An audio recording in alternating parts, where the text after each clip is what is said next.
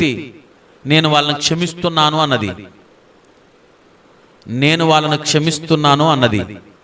నేను చెప్పేది ఏంటంటే,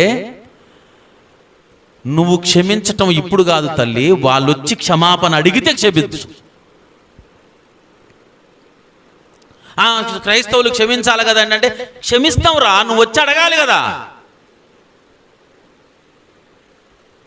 నువ్వు వచ్చి అడిగితే మేము క్షమిస్తాం. నువ్వు దొరకాలి, ఫస్ట్ నువ్వు అడగాలి, ఆ పశ్చాత్తాపం నీలో రావాలి.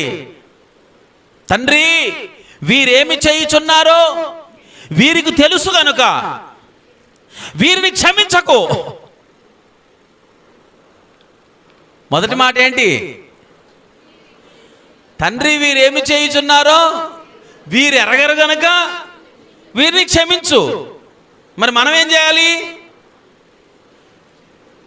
తెలిసిన వాళ్ళ గురించి ఆ ప్రార్థన